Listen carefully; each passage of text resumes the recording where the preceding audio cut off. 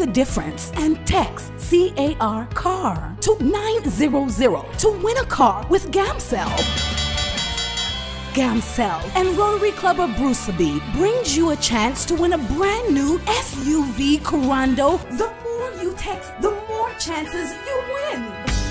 Join Gamcell today for your chance to win a car, fridge freezers, televisions, smartphones, and lots of cash prizes.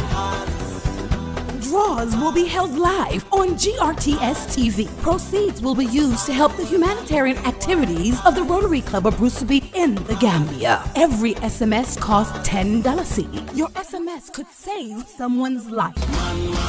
Join us and text CAR to 900 today. A brand new SUV Corando awaits you. Rotary, making a difference. Gamcell, Yai Borom.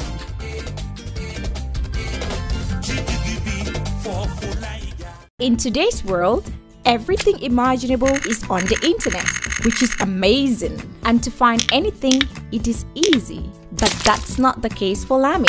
His standard internet connection is frustratingly slow, unable to focus on important things in life. He can't stream a video or search anything. He is fed up with messages like address is not found, timeout connection, and Internet Explorer cannot find web page. That's when his friend Fatima introduces him to Gamtel. At Gamtel, we provide viable, cost-effective, and sustainable internet solutions to businesses and homes. With our nationwide fiber broadband connectivity through EcoOne Gambia project, you can now say goodbye to slow internet. We provide quality services, blazing speed, and amazing customer services. All these at affordable price. Be like Lani and start using Gamtel broadband internet today. Gamtel, creating a brighter future in communication.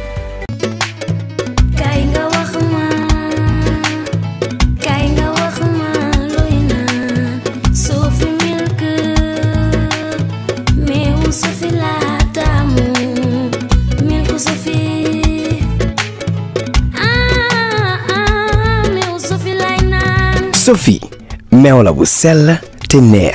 Baax na ci halal ak mag yépp. Am na calcium, iron, protein ak vitamine yu bari. Sophie full cream powder milk la. Am na 20 gram, 200 gram ak 400 gram. Kuko ñam dootu ko bàyyi.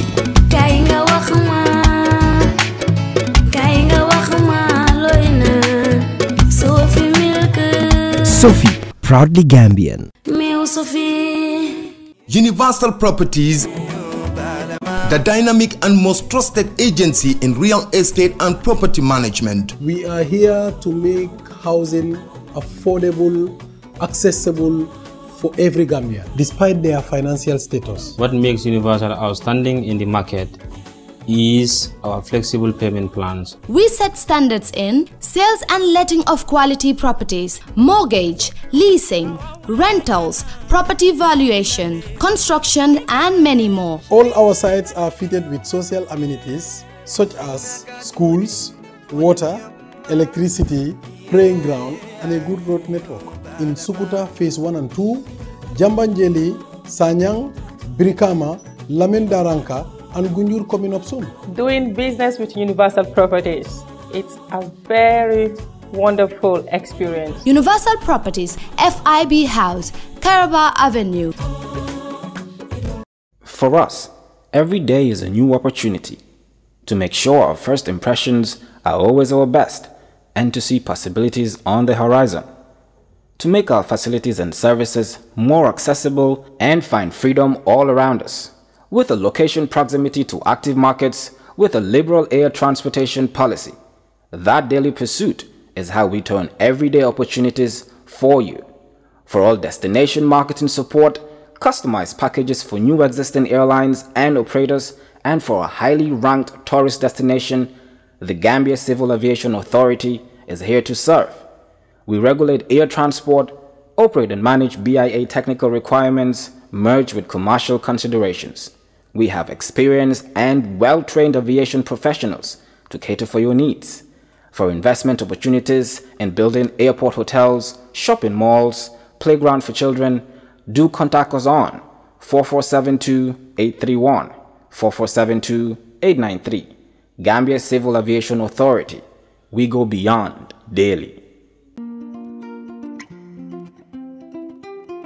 Moro mbijando bakandro ko ngalla janna kibaro moy kalka sola bagaso wafu e ka fontelle ko sola enterprise fo fendi nabe dendi sola la fannala la sola la bundala ndella ko do ko ke mole janka sola joran kendol natale dum min nata na ko fanandiya birin Gambia jam fo Gambia e bantala nga bagasol samba be ton ka do ku kendo be ke mo be ninga do ko ke momo ndi en ka sanji kilin garantie dilale nyin kama ko la do ko lanno si waran ni tema bagasi falle bagaso min bijay fofe nabe den ni sola la bundala la sola la fannala a bagaso sifa be bijay lightning and pumping system ndella fanan ko ke mole min be den ni na ko ni dandal ni kordalla ka jiodi alla nin ka lampo fanan sika ka dialla wo pompin wolbe den nin gadinol nin ku kotal ni la jiko ni la fanga bela lightning wolom dimbani ku kotal janna mu sola enterprise tin ko la kali fama mu sola fo fembe den ni sola la haajo la janna be loro wato tente bul baga solta adum fana be ku fula la leje bunda fula fana be mbulle fanga kabona ndami anin dula ba fula safonya America ni Europe na fanga kabona wolta dum doronno moto min ka fenkendo na te sola la baga sol kana te nyambanko kanja abanta baga solta ngata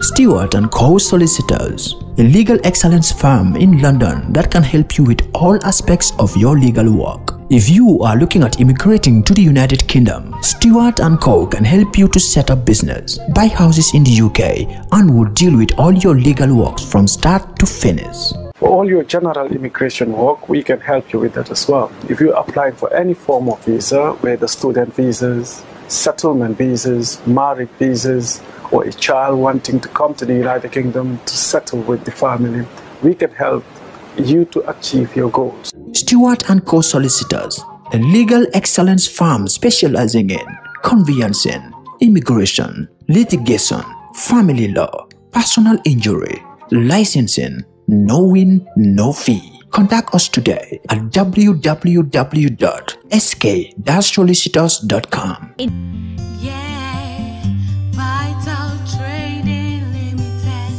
Do you want the best in office supplies? Do you want value for money?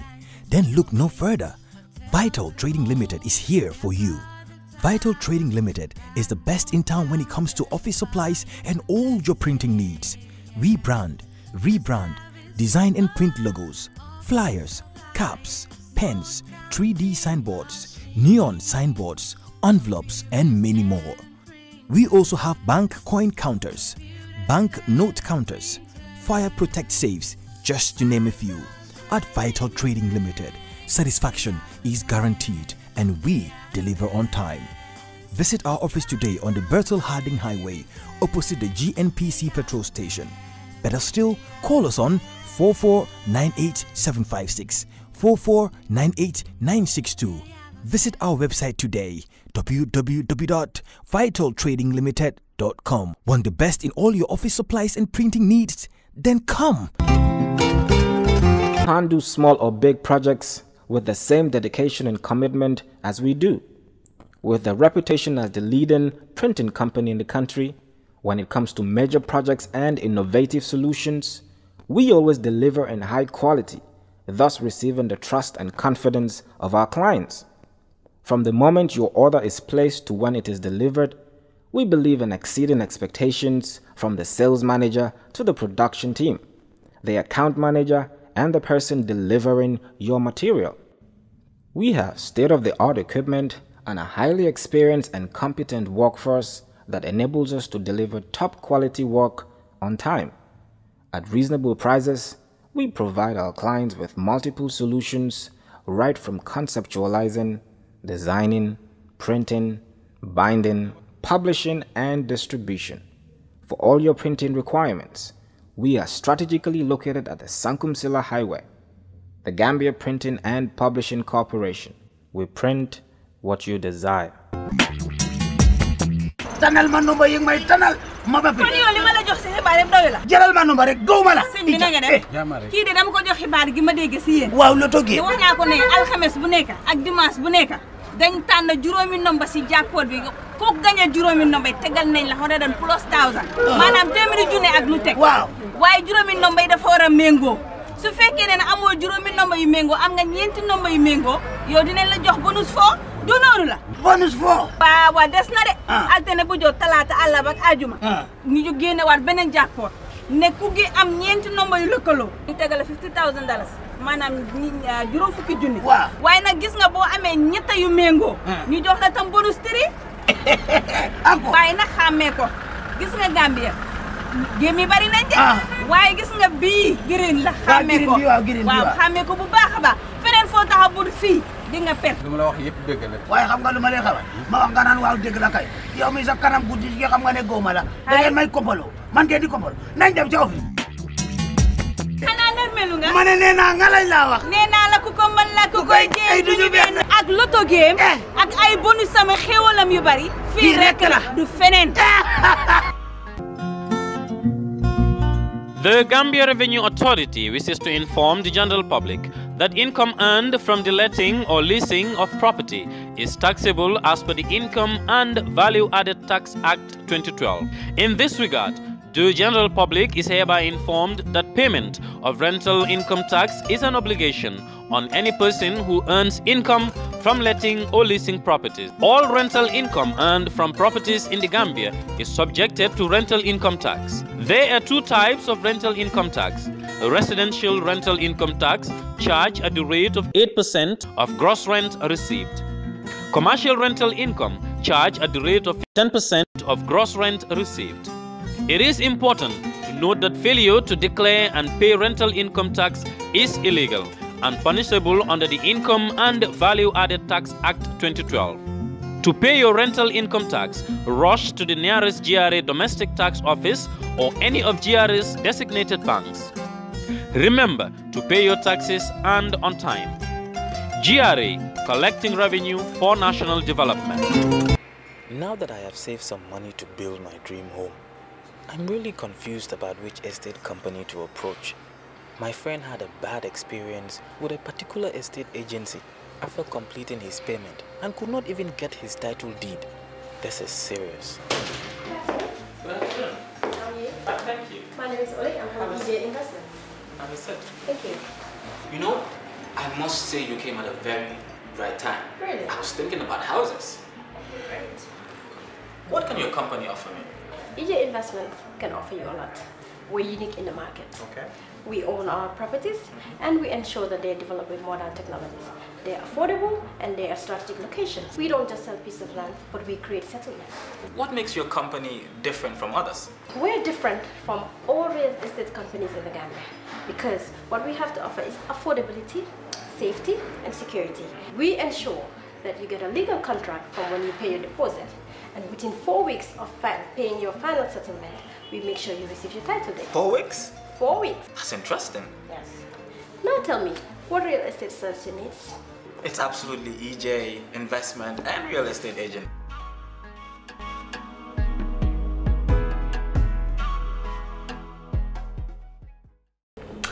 Good evening and welcome to another edition of KERR FATOU.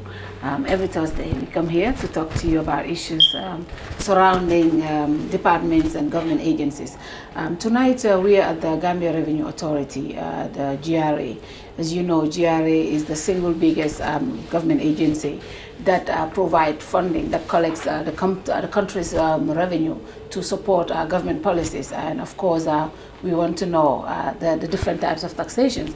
A lot of Gambians complain about the high level of taxes that ordinary Gambians pay to GRA. Is it just the ordinary Gambians that GRA is focusing on? Do we also enforce taxes on the bigger corporations? This is something that we will concentrate on tonight, and it's definitely a great pleasure to have the Deputy Commissioner General, Head of Domestic Taxes, Mr. Essa Jallow. Welcome to KERR FATOU. Thank you. It's my pleasure to be on the program. Mr. Jallow, first and foremost, GRA came into being as an act of National Assembly, as a Parliament Act in 2004 to merge the Customs Department and the Inland Revenue. The aim was obviously, it was a World Bank study that came about to make sure the Gambia government is self-reliant economically. Has that been achieved since the merger? Okay, let me just pick it up from where you started, and that is what happened prior to the setting up of the Gambia Revenue Authority. You know, this Revenue Authority model, if you look at what is happening on the continent, in the 90s, it was like a decade for revenue authorities. Many African countries went into this model, of course with the support of the World Bank. But you have to understand that, you know, the reasoning behind the World Bank getting involved is to help countries like the Gambia improve on its capacity for domestic resource mobilization. We've been dependent for a very long time on support through official development assistance aid, as most of us call it. So, you know, they want to see countries like the Gambia graduate from this heavy dependence on support in every sector to be able to, you know, drive your development. So it was thought that with the revenue authority model, you can bring in the key revenue collection agencies of, you know, the states. Like in the case of the Gambia, it was the Central Revenue Department, which had to handle domestic taxes, like you had earlier explained, the taxes that bigger corporations pay, taxes that individuals pay, and you also have customs. You know, customs responsible principally for taxes on international trade. So in most of these countries, what you find is that these departments, they used to exist as departments.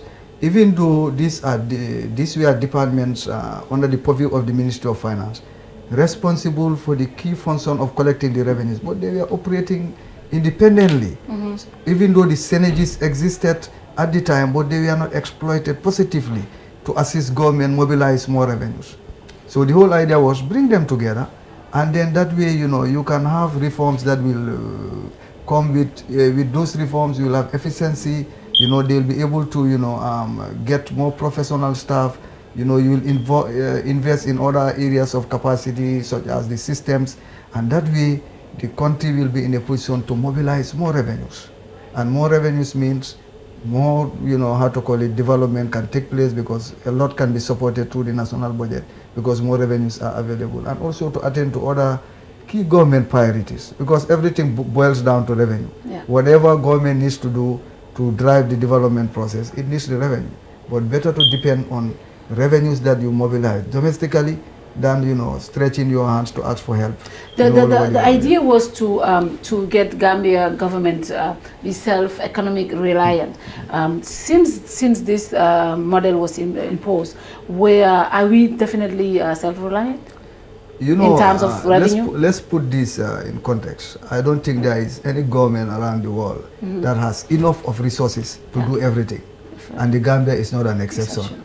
So we can only look at this from the context of, you know, where have we moved, you know, where has this taken us in terms of the country's capabilities or capacity for domestic resource mobilization. And I can tell you, we have seen a tremendous achievement as far as this thing is concerned. We have moved from average, what used to be an average monthly collection before the Revenue Authority came in, of less than 300 million every month. Now we are doing minimum on average, you know, over 700 million. And there are times when we are hitting 800 million in a month. You know, what used to be 3 billion or even less of revenues, now is 8 billion, and we are going to 9 billion of revenues. Of course, yes. Of course, you will say that, okay, the economic situation has changed. You know, maybe, you know, there are other things which are present now, which we are not there, which are responsible for this. But a key part of this is the reforms. Because when you bring these institutions together, there is no doubt that what we are able to do together, we plan together, utilize our resources together, share information. Because the people that are importing are the same people who are trading. So operating under one roof, one Commissioner General, we do our one strategic plan, we will be able to have a better focus on how we drive these revenues than everybody, every department like central domestic revenue, tax and customs is sitting doing your own planning. And at the end of the day, all these revenues are going to converge in one kitty, and that is the government kitty. So why not do it in a way that we capitalize on the opportunities of operating under the same roof, one plan, one strategy, you know, and have one direction in terms of how we improve the government fiscal situation from the revenue side. And that is what has happened. And there is no doubt that it has paid dividends. If GRA is meeting its targets yearly, why are we so much indebted across the world? Why is Gambia owing so much outside in the world if GRA, who is the main funder of government projects, is meeting its targets? So maybe just let me give you a little bit of statistics. Yeah. You know, maybe that will also help, because because for us, the issue of the debt, you know, I can say that it's not something that directly, of course, the revenues that we contribute can help in terms of, you know, debt, financing a lot of the government expenditures and reduce, you know, the necessity of borrowing. But looking at the performance, maybe just to quote some figures here, you will see that, for example, as at end 2017, that is just the year that we completed, we had done close to about 8 billion, where we were given a target of 7 billion. So we added 970 million on top of the target that was given, about 14% above target, almost 1 billion on top of what we are expected to bring, to contribute as revenues. And when you look at the current year, as at end June, we had the authority has done 4.7 billion of revenues against a target of 4.2. We have collected an additional 524.5 million. That is a little above $500 million, above what we were expected, you know, to bring by way of, you know, how to call it, revenues. And even if you look at the second quarter that has just ended, we are able to do 2.3 billion against a target of 2.1 billion. So you can see that, you know, that, and the trend in terms of from 2011 to now, our average annual growth in terms of revenues is standing at 12%. Wow. And our revenue to GDP ratio today is 18%, despite the fact that not every sector that contributes towards GDP, like agriculture, and you are aware of the fact that so many development projects are going on. And to support this, government is giving exemptions. And those exemptions, as at last year, it's nothing less than $1 billion, you know, in terms of exemptions, you know, in different areas.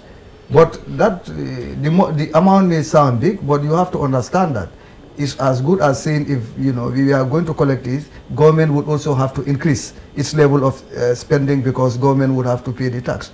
So that said, you would realize that, you know, the trajectory in terms of the revenue profile is such that continually we are trying to improve, and because we are taking cognizance of the fact that government commitments are increasing, the citizens are asking for more. And so we also need to, I'm just coming, do this in such a way that the level of borrowing will be sustainable. But let me put it this way, you are bringing a debt situation. The issue of the debt is also a function of the spending, what government needs to do to address the different problems of the country. But our priorities are such that, and we are spending in areas that are so wide and diverse, to the extent that the domestic revenues mobilized alone will never be enough to take this government to a level where they will not borrow. So what we have to work on as a government is... Maybe we should increase,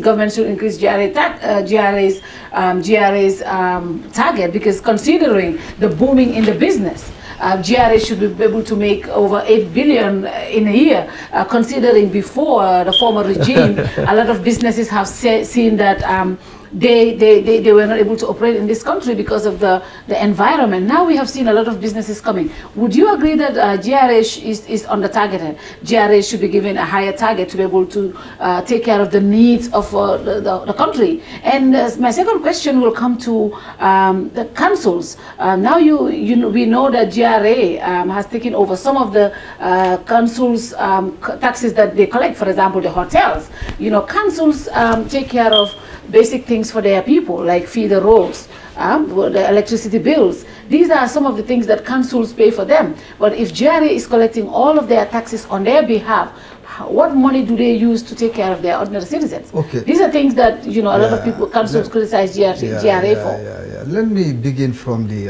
earlier one that we said about target. If you look at the history of these targets, continually, year in, year out, they are growing. They have never remained where they are. And in the current year, as you have said, in the new Gambia, I will admit that the business situation has improved. Because we have seen in the recent past, we have many businesses, we have recorded many businesses as closed for reasons that have to do with, you know, their dissatisfaction with the business climate in the country. But You know, currently what we are seeing, our port is busy, ships are calling in, more goods are coming into the country, but that is also reflecting in the additional revenues that you are also seeing. Because like I told you, as at end June, we have collected close to, you know, $500 billion of revenues above what we are supposed to do. We have provided additional 500 million of revenues. That 500 million, you will agree with me, can do a lot of things. You know, and this is the thinking in GRA, that continually we have to look at areas where we have to improve domestic revenue mobilization, because the country does not have the liberty of, you know, having revenues from other areas like you have in other countries. The oil revenue is there. You know, I remember visiting one country, I think Botswana, where tax ran cut as an important source of, you know, government revenue. So you had the diamond, you have the, you know, how to call it, livestock, you know, trade in livestock. So, but for Gambia, our situation is everything, you know, is possible or impossible with the taxes.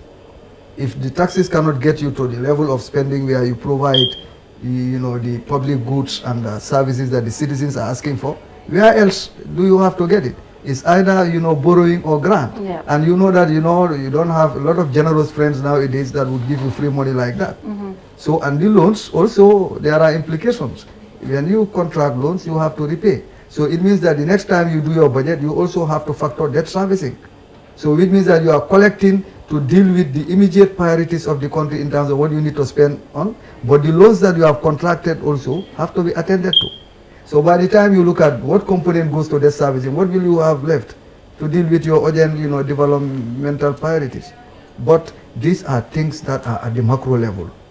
But GRA, as a revenue collection agency, will continue to do its utmost best in the business of domestic resource mobilization, so as to reduce as much as possible this kind of fiscal pressures, you know, that you are talking about. Let's talk about the councils. And now the councils. Yeah. I don't think we have taken over the responsibilities of councils in terms of revenue collection. Councils principally are dealing with, you know, the rates, you know, the trade licensing, and also, you know, those, you know, local, how to call it, levies, you know, that they are collecting. But I will tell you, GRA is collecting tax based on law. There is no tax that we are collecting which is not based on the revenue laws that we are administering. Remember, those were changed during No, the I'm just coming now. Okay, go ahead. The much talked about one that they say we have taken over is car parking fees. And car parking, we have not taken it over in terms of utilizing the revenues for ourselves as revenue authority. No, government at the time saw it fit that it would be more efficient, given the experience, the capacity that we have. We were better placed to take over this response. Then council would do checkpoints everywhere, and the collection is not as huge as we are doing. Today, as I am speaking, as at end June, we have so far done 12.5 million of this, only car parking, So, and what we do is when we collect, part of what we do is agency collection. We collect on behalf of other sectors. We put it, you know, in the, how to call it, in the government accounts at the central bank. And once it is there, those sectors that are supposed to get this, the Ministry of Finance will handle the allocation part.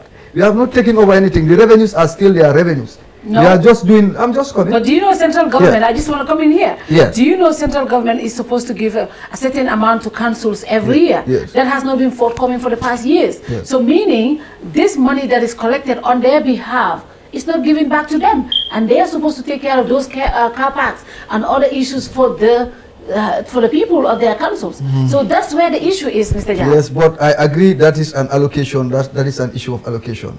The Gambia Revenue Authority is not mandated to allocate resources to any sector. We don't handle that. The part that we handle is to mobilize. And we are mobilizing it on their behalf. And we know that we are doing it with our utmost best in terms of continually trying to improve this. One area I will tell you, now we have even done this with better efficiency. You know, we have now reformed, you know, the system of collection for road tax, licensing, and including this car parking. Now we have put it in the pump price. Now we don't need checkpoints to intimidate anybody in the traffic. Now when you buy petrol, we have already included this, you know, in the pump price. So which means that the the method of collection is very cost effective and efficient. And they are now getting more money out of that. Who are getting more money? The GRA. councils. The councils are getting more money because we are collecting the car parking on behalf of the That's what I council. say. You're collecting on that's the issue. You're collecting on behalf of councils, but you're not paying it to council. No, you're paying it to central government. No, but that is the mandate that we have. All our collections go to the central. government account at the central bank. Wow. So that's the mandate, you know, that we have, that we collect and then lodge it in the government account. When you tax on the basis of the policy has to be there, and then the administration can work on it. We are told to take over this responsibility. But today, if government decides otherwise, we are more than willing to relinquish it. But if government looks at the trajectory in terms of, you know, these revenues, the trend over time, they will know that we have done so well. But at the end of the day, like I said, it's not our business to allocate. It is our business to maximize collection, and we are continually maximizing the collection in this area. Now let's talk about the different taxes that you collect. I have seen the withholding tax. I am more concerned about the rental income. You know, anywhere in the world, governments are concerned about rents, the ordinary people, things that affect them. Would you know, the introduction of the rental income will that not just raise the amount of the payment of rents to the ordinary citizen? Remember, you know, the ordinary citizens are the ones that suffer most in taxation. Let me flip the coin. You are in business. Yes. You are paying tax. Somebody has invested in properties, rented. If you are paying tax on your income, why do you have to speak for other income earners in terms of paying tax or not paying tax? Now, let me just put it this way. You know, the tax is income tax. If you are into a business and economic activity that gives you income, you know, and you are not into a charitable cause, it means that that income is liable to income tax, regardless of whether it is coming from rents, it is coming from media, you know, it is coming from a corner shop. It's about income. When the income is derived, it's liable for the payment of tax. So when you now want to talk about the proper, you know, rents going up, it will be unfair for the property owners to increase rents because they are paying income tax. Well, no, I am just coming. I'm just coming. If they are paying taxes, if they were not paying taxes before, and now they are paying taxes on their rent, they should be able to. No, I disagree. Because I've seen people who have done that. No, it's illegal. I tell you, if they are doing it, they are doing something that is completely illegal, because the tax is on the income they derive from their business activity as, you know, rental of, you know, properties. That is the income. The income is a direct tax. A direct tax is not transferable. When you collect direct tax, you cannot transfer it. It's different from, you know, the taxes you pay on international trade. You pay them and they find their way into prices. Income tax directly affects you, the income earner. You should not shift it to anybody. Nobody. So that is why it is illegal, it is wrong, it is unethical for anybody to say that I'm paying income tax. So now, you know what that means? It means that you are getting other people to pay your income tax on your behalf. Is that right? Who derived the income? You. And you want somebody who did not derive the income, who is obliged to pay you rent, to also pay your income tax for you. Very unfair, unethical. Their argument can be, when we were pricing our rent, we did not factor in the income tax. They are not supposed to do it. They should run their rental business in a profitable manner, and once they earn this profit, let them pay their tax on those profits. Okay? So that's it. Or let them pay the tax on the, let me put it this way, a point of correction. They are paying it on the rental amounts that they have earned. Whatever rental amounts they have earned, if it is a commercial property, they pay, you know, now, even government, out of, you know, trying to, you know, improve the business climate, it used to be 15%, now you pay 10% on commercially rented properties. On the ones that we use for, you know, private dwellings, you know, residential rental property, that one used to be 10%. Government reduced it to 8%.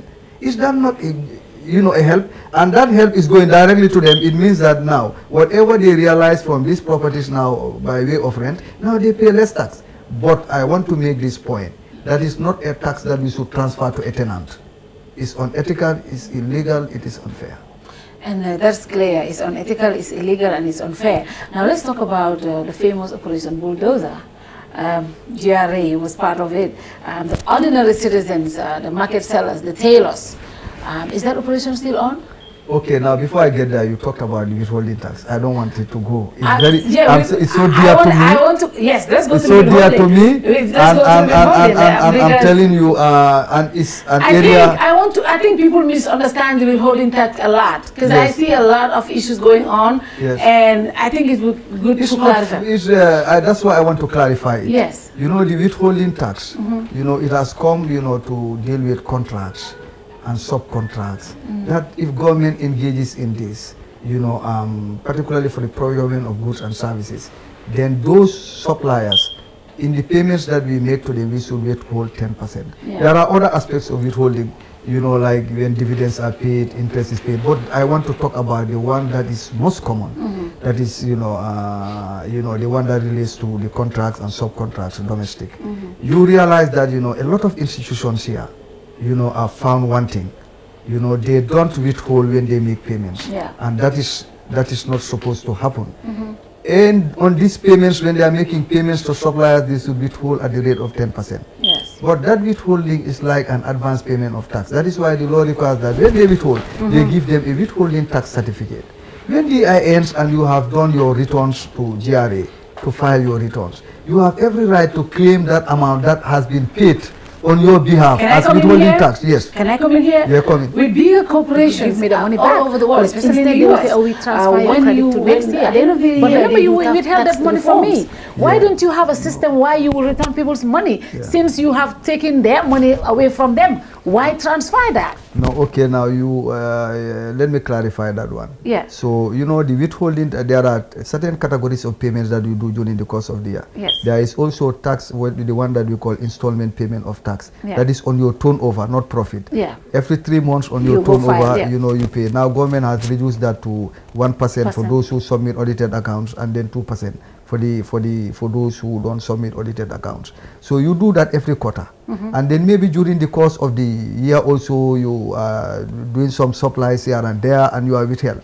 So when you prepare your returns, it means that whatever was affected by withholding or whatever you paid as installment payment quarterly is already advance payment of tax.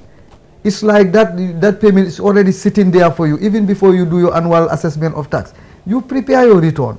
Whatever your annual income tax liability is, you are allowed to deduct as a credit whatever was withheld, because that's why you attach the certificate, withholding tax certificate. Whatever was paid as installment payment quarterly, you also are allowed to, you know, reduce your annual income tax liability by that, because it is a credit. Now, let's assume that at the end of the year, you put those things together, it's more than your annual tax. Yeah. It means that that's an overpayment, but we'll confirm internally, you know, that there is an overpayment. The law, of course, gives everybody, you know, the right, you know, to claim that, you know, overpayment as a refund. But the other thing is, GRA also can look at that overpayment and look at any other tax that you owe. GRA, we can utilize that money to pay that. But if you don't owe anything, since you are a going concern, you are in business, equally, you know, there is nothing wrong with, you know, carrying that forward, so that the next time you are supposed to pay tax, just excuse me, it's the same. The next time you are supposed to pay tax, you can utilize this overpayment. But is it, let's make this clear. Can the customer claim the cash back to say, I don't want to transfer the credit? Can I get my money back? Is that possible? Yeah, the law allows you to do that. The law allows it? Yes. I think that is very important. Yes, next time I'll make sure I claim my money. Yes, the law allows it. So you want to launch a massive campaign? Yes, I mean, I think it's important for that to be clarified. Yeah, but the law, I have to speak on points of law, and that is the law allows you to do that. Okay. The law allows DRA to use that overpayment to take care of any other tax, but it also allows, you know, you to request for a refund. But the third option is, you know, carry forward, because you are still in business and you can utilize it to pay your next, you know, period, you know, tax liability. Yeah. Yeah. So now the operation as you have bulldozer. Bulldozer. You know, yes, it has happened in the past. Is it still on? You know, no. You know, those things have ceased to happen. They ended with the, you know, how to call it, last regime, the former regime, because in those days, to be quite honest, bulldozer used to be involved, you know, in complementing, you know, GRA efforts, you know, in the collection of taxes, you know, particularly I can remember also instances where, to be quite honest, we have seen the partnership as very useful. But there are times when, of course, everybody would agree that, you know, we don't need to be heavy-handed in the collection of tax. You know, we should do it in a way that also shows that, you know, we don't want to take away the dignity of the people. We cannot make them contribute money by way of taxes and take away their dignity from them. I agree. So, but those are things that we will definitely improve upon and be not only a revenue collection agency, but also a revenue collection agency that believes in providing services to the people, services that enlighten people, educate them, you know, so that, you know, they also see the other side of GRA, that we are not only there to say pay, but where we need to provide service, we also provide. That's why I want to come in mechanisms that you use to ensure tax compliance. What kind of mechanisms do you use? We use many, and one of them is your presence here in my office, that we are utilizing. We are partnering with the media, you know, to make sure that Gambians understand what our mandate is, how they can pay taxes in a very easy manner, you know, how they can also receive assistance from GRA in terms of, you know, taking care of their tax obligations. Areas where we have seen that Gambians don't understand, you know, a lot, you know, in terms of, you know, the tax system, we try to encourage that. Other things we have been doing, we tour the country, engage, you know, divisional, should I say divisional authorities now, regional authorities, regional authorities. They bring chiefs, alcalos, and one of the things we try to do in those kind of, all these sensitization we try to do, there are key messages. Understand how the tax system works. Make sure that when you are a taxpayer, do your utmost best to be a responsible citizen and resident of this country and pay tax. And know that the taxes you pay is not only what keeps the government running, it's what, you know, ensures that the government is able to meet the expectations of the people in terms of improving their welfare. You look around, there are many investments. When you just look, you know, behind my window, you see a beautiful ferry, 20 minutes ferry. And people that are coming from my area, the North Banks, now I can do more weekends to my village because of the ferry service is there. Why is that? How was that possible? Taxpayers are paid money. You look at the roads. Today, almost everywhere, all the major roads are done in this country. Thanks to the taxpayers. Here, up to customers, wherever you want to connect, you drive on tar road. How many health facilities have we put up? How many Gambians have graduated at different levels on scholarships here and overseas? Taxpayers' money. How many accidents are we saving on the road? The improved road condition, the security. I can talk about all this, but the problem we have, you talked about bulldozer, that there are people in this country who maybe they don't understand the value or the benefits that they derive from this, but the level of voluntary compliance in this country is low. It's low. A lot of what we do has to include an element of, you know, how to call it, a force, which is not supposed to be the case. The law is self-assessment. What that means is that everybody, if you are in a position to pay tax, work with your dignity. Let nobody put pressure. You come and tell GRA, I have filled my form, this is my money, I have paid. You go. So we are doing all that so that the citizens can also participate in what you call the new Gambia. Democracy, there is no better way of building democracy in a country than encouraging taxation. Because if more people are paying tax, they demand services from their government. You are enhancing your democracy. But the worst democracy is where those who are supposed to pay tax don't pay it and they want government to do more. A lot of people accuse GRA of just being heavy-handed on the ordinary citizens, of course, where the big men, the big corporations, the big private businesses, you know, are not, you know, properly enforced to make their payments. They give them leverage. Is that true? That cannot be true, because today what is driving the taxes more in this country is the big businesses. It's the telecoms, the hotels, the banks, you know, those kind of businesses. They are the ones that are driving these revenues. The revenues, the worst compliance is happening as you go lower down. As you go down, you will be confronted with more challenges of non-compliance. No, but you see, payment is relative. You cannot have somebody at the level of a corporation paying like a corner shop. It's relative. The bigger the investment, the bigger the tax contribution they make. So that is why you as an individual will not be at the level of a corporation. So, but what is fundamentally important in taxation is that if the law says that you are required to pay, even if it is $5, you go and pay it. Don't mind the one that is supposed to pay the billion. The one that is supposed to pay the millions, let him also pay it and not care about who pays $100. You are not the same. Every taxpayer is different from the other taxpayer. Yeah. They may have the same situation and everything in the same line of business, but every one of them is unique in one way or the other. That's why every one of them has a unique taxpayer identification number. Oh. Otherwise, we'll all have one number and we all pay with one number. With no number. Now, still talking about compliance, Mr. Jallow, the Gamba Football Federation recently there's been a lot of issue with GRA.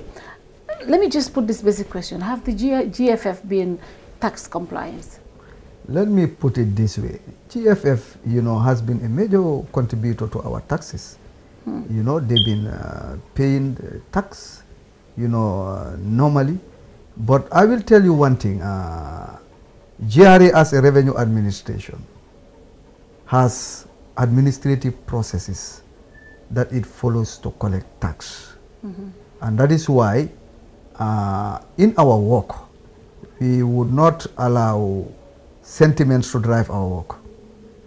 The issue of the GFF came to light sometime in 2017, at the end of 2017, if my memory serves me right, that there is a withholding tax that they did not pay. That they did not collect or pay? No, because withholding tax, they collect and pay. And pay, that's what I'm saying. Yeah, because like I told, the way withholding tax works is, you collect it somebody has supplied a service or a good, you are supposed to pay, you take 10% of that, off and pay then to pay GRA, back to GRA. But that is, they are already part of their tax contribution. That is why they are giving a certificate. Yeah. So that when they come here, they will say, Commissioner General, here is my certificate. This money was collected, from my payment by GFF. But it's still, tax payment that you have to recognize, in my name. So, when we are aware of this, no, just wait, I'm just bringing you that. I just wanted to confirm, they collected it from the customer? No, allow me to answer it this way. Huh? That's why I said we are aware of the fact that they did not collect it. Okay, good. They did not collect it, and when we got the information, we raised an assessment from our side. We assessed them for the full amount that they were supposed to pay and everything, so that now they will follow due process and make sure that, these amounts are handled. And that is why when we are contacted, we have clarified this with the police that, okay, fine, on our part, we have sent the assessment and we have been working, to recover this amount. So if you ask me about the issue of compliance, failure to withhold is an act of non-compliance. Okay. Because what the law requires is that you should withhold when you are supposed to withhold. But I will tell you that as far as the government revenues are concerned, there is nothing that has gone down the drain, because what the law is saying that any individual or agency that is supposed to, withhold and you fail to do it, we can recover it directly from you. Yeah. So it's either, you pay, you withhold, and then pay, which means that you are recovering it from the supplier, or you fail in your responsibilities. We will follow due process and make sure that it is recovered. Meaning, GRA did not lose out here. No, we cannot lose. We cannot lose, and then it is not that we have lost track. Yeah, we have not lost track. Because the reason why I brought this up, it has become a very big issue, especially on social media. It seems that a lot of people do not understand the way this withholding tax, VAT works.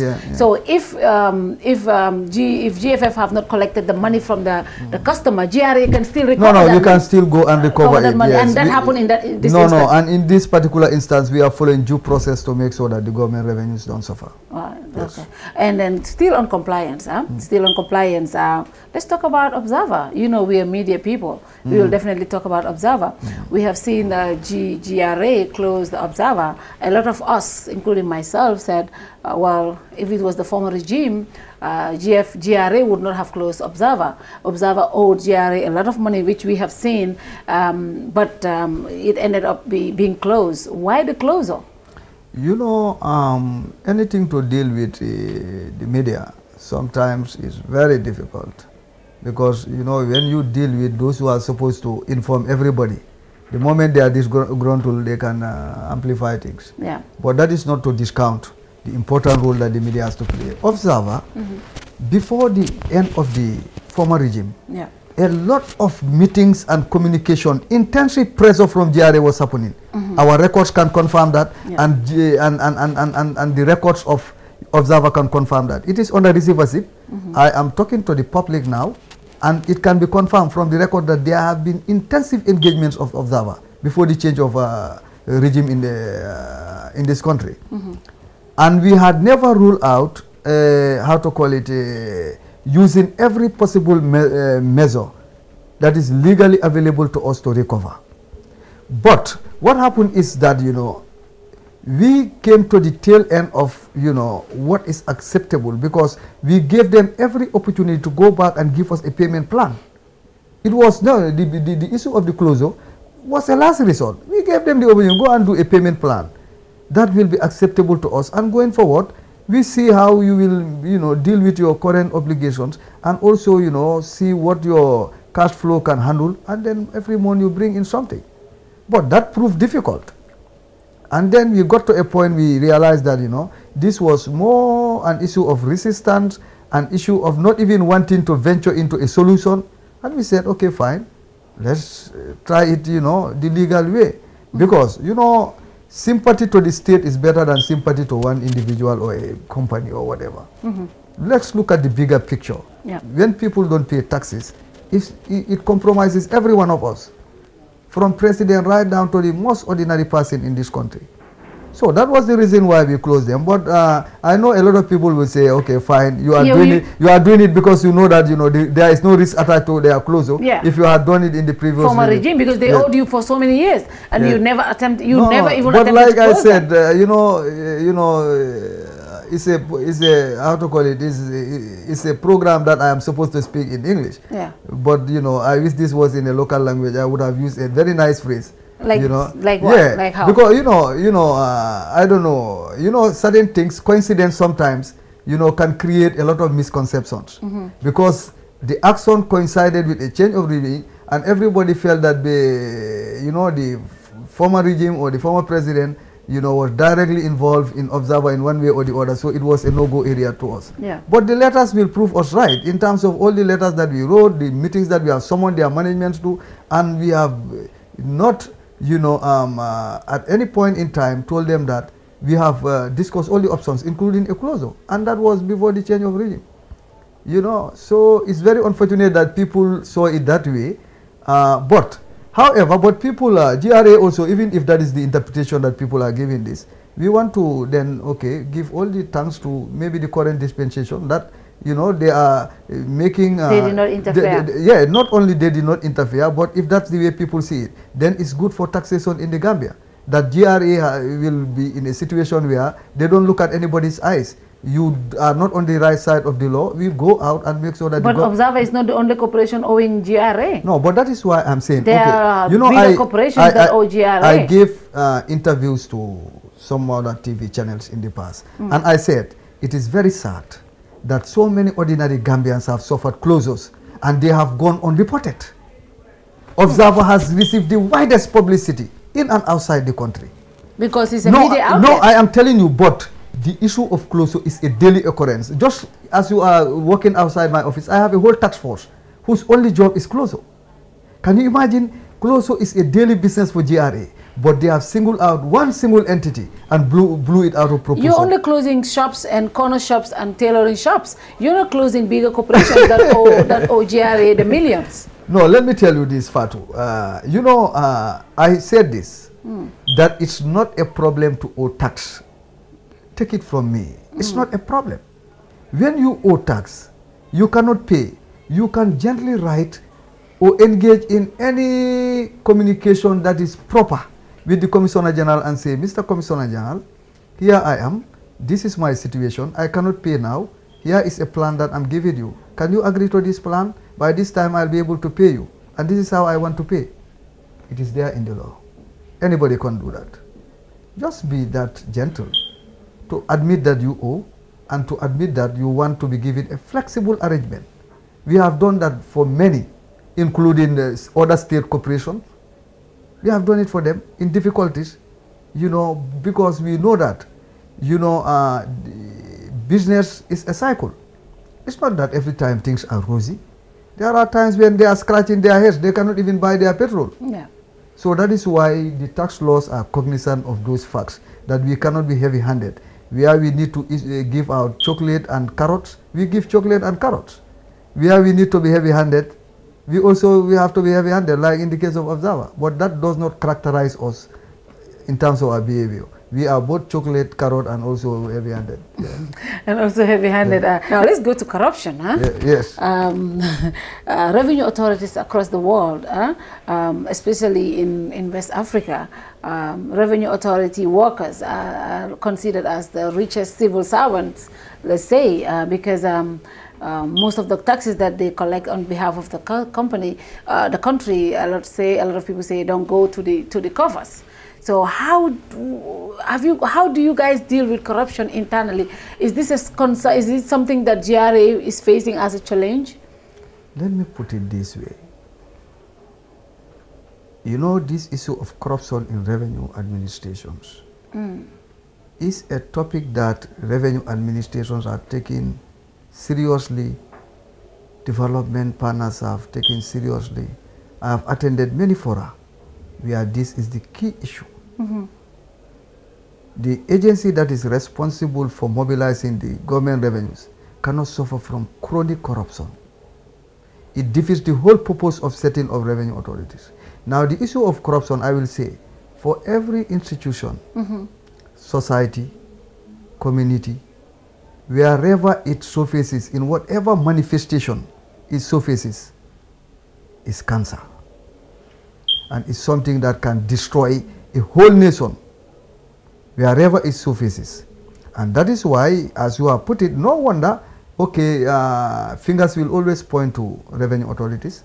Because but that is not, we see you drive big cars. We see revenue authority workers drive big cars. They look luxurious. I'm just coming now. You know, this issue of corruption in revenue administrations, wherever people are dealing with money, you become soft targets for corruption. Yeah. The accusation for corruption will not go to people whose only work is only paper, no money, you know. Yeah, involved. Yeah, involved. So it's not accidental. It's the world over. That's the thinking the world over. Because of the billions. I just quoted some billions here. Yes. People who are dealing with billions. Of course, it's very easy to say, okay, they are helping themselves. But I will tell you, as a board of the Gambia Revenue Authority, as management, we know that corruption cannot be condoned in any form. Whatever face it shows, that should be dealt with, because what we do here is not child's play. It's the whole life of a country that is in our hands. So there has to be mechanisms to deal with these minutes, to make sure that it does not take away everything by way of efficiency, by way of what we should, you know, put together for the development of this country. And that is why, as an institution, we have a code of conduct. The code of conduct has listed several things that are unacceptable behavior of, you know, the staff of the revenue authority. And in the past, we have never condoned this when it has come to light that our staff are involved. Our staff, the records will prove me right, our staff have been in court for different things relating to corruption. Our staff have been jailed in the past, and that is all signs of action that management, the board, and the government itself is taking to ensure that they rid this place of corruption, because it has no place in a revenue authority. And now you talk about the big cars and all whatnot, you know. So I don't think there are any big cars. I drive a Pajero. Go and find, you will find the Pajero everywhere. It's a Pajero I am driving. Okay, the other thing also I'll tell you, to be quite honest, in terms of general staff welfare, it comes with the revenue authority model. You can see bankers here, people who left banks, who left other big companies and are working here. Because the package was made very attractive. Yes. And the reason why the package was made very attractive, you cannot enter somebody collecting billions and you pay the person pittance, cannot buy a bag of rice. That's wrong. So even if there is corruption in that manner, it is induced corruption, forced corruption, because the condition and welfare of the staff is not taken care of. But government did not do that. They took care of the condition and welfare of the staff. The salary is comparable, very competitive, comparable to the private sector in this country. And that is why you can have people living directors' jobs or jobs, senior level jobs in the private sector to come to GRA here. Because our salaries and other benefits are just coming. And then we have other things like the medical, benefits that are here. And also the fact that, we have a huge, just recently, we are doing our annual general meeting of our cooperative credit union. We have reported, I don't know, between 24 to 28 million in our portfolio, available to give staff whatever credit, whatever loan, buy whatever car they want to buy. We also have our, how to call it, Graswa, and that is a welfare, kind of fund. That is also a loan scheme that is available where staff will directly contribute, and then they can access different things, building loans. So we have created mechanisms inside for retention, to allow the staff not only to get them away from the corruption, but to make them happy staff, so that they will happily do their work with smiles. Wow. That they will not spend most of their time begging outside, when they are supposed to do the work. So we have very happy staff. You have happy staff, well taken care of. So how is the capacity of the staff, GRA staff, the capacity? I mean, do we have a good capacity where we can say GRA is one of the best equipped team in the whole country? What's the capacity like? We have to thank government for the huge investments they have made in GRA, for the continual allocation of resources for our operations and for our capacity building needs.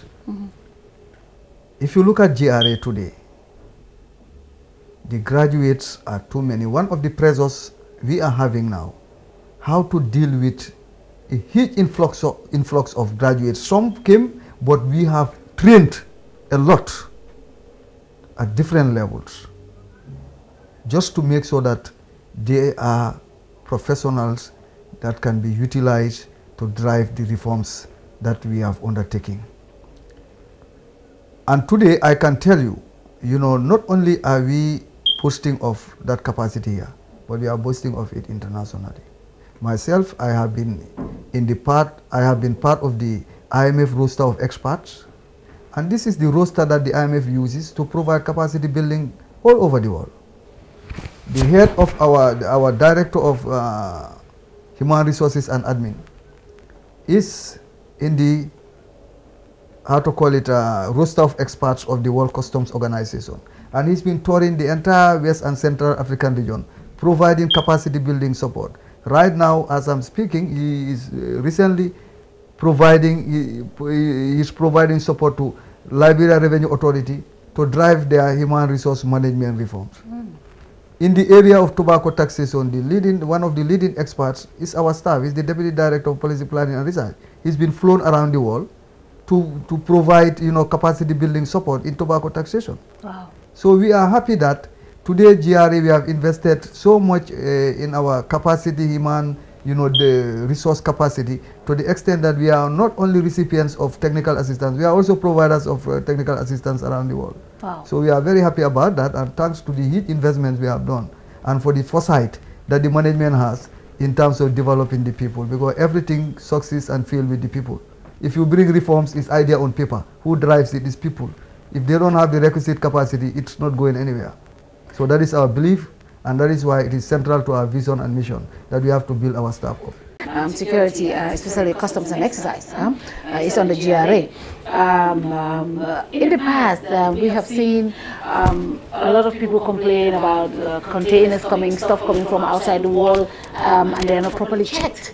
How secure are our system? For example, if people bring in goods, people bring in cars, and how is the security level, especially at the customs and excise? And recently what we have also seen is the price in cars, payment of cars. that business. So I'm a little concerned the amount people pay when they send in cars from outside the world. We have seen that also rocketed up. Why that? Gambia is considered as the lowest. That's why we have a lot of people shipping their cars here, and that also helps our revenue grow. Why all of a sudden that increase? Security is central to what we do, and we are not, we are not downplaying this as far as our role is concerned. In all the entry and exit points, border points in this country, our staff are there and they are equipped. If it is the seaport, apart from what we do by way of inspection for containers that come, scanners are also available to scan and give us images so that we have an idea about what is coming. In the Customs Act, the legislation is adequate in terms of explaining how we deal with prohibited goods and restricted goods.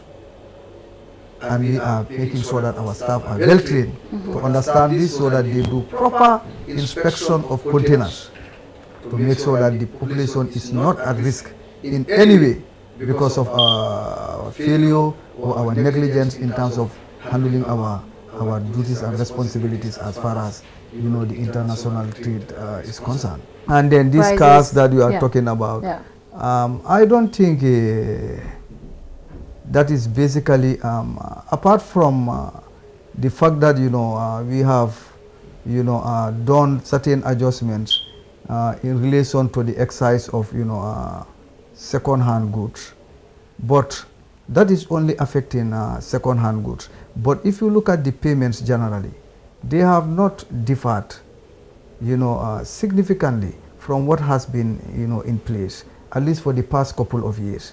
The tariff has remained generally the same, but on that part there are times when government will come up with this. And let me make something clear. Anytime there are tax increases, sometimes everybody saying GRA, they have increased there. No, we are a tax administration. We cannot we cannot make the policy that determines what to tax and at what rate to tax.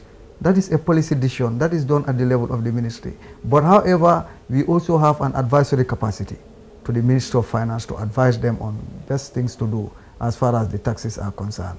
But some of these things are quite good. Just look at the traffic today. Because everybody wants to own a car. So is it right policy today in the Gambia? I'm just asking this question and I put it to everybody who is watching this program. Is the policy is the right policy making cars too cheap?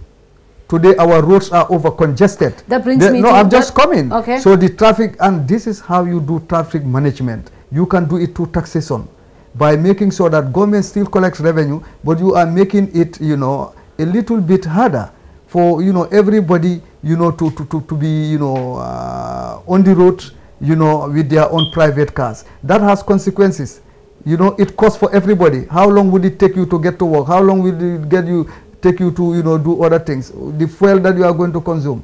You have to look at all these things. The best way to minimize some of these things you are saying is to control the number of the year of cars that are imported, just like Senegal is doing. If you are if the car is at a certain age, like 2005, they below that you cannot bring them to the country. Would GRA will be in a position to advise government to look at that, because that way also we can reduce the congestion and still have good cars that will ensure that we don't have bad environmental issues also. Would GRA be able to advise? I know government will be open to every kind of advice. Yeah, in but terms will of GRA taxation. advise? But let me tell you, tax is not only for revenue. Yeah. It's for revenue and for other, things that relates to the development of the country. Government can even give up tax where it thinks that, it can go to, increase investments in this country, create employment, those kind of things. Government can do that. But, in this particular case, it requires a study so that there is a balance between our drive to collect the revenues and also to, deliver other, public goods.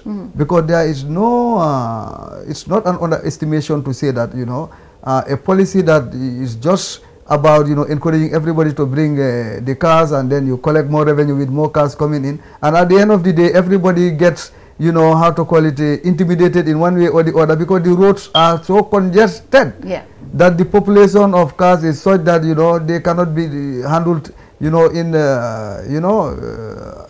by the roads that we have. And you all know our roads are not big enough to accommodate so many cars. So all this we need to look at. So for me, at the current level of taxation of cars that are coming in, I think it has not gotten to the optimum. Government even still has space to, you know, increase this, make more revenue, and also, you know, deal with other, you know, social ills that have to do with everybody, you know, trying to own a car. So the other thing is you have to look at is give and take. If you tell me this, what did government do in 2018? Government reduced corporation tax. Government reduced, how to call it, a personal income tax. Government reduced rental income tax. Okay. Government also took away the 10% duty on rice.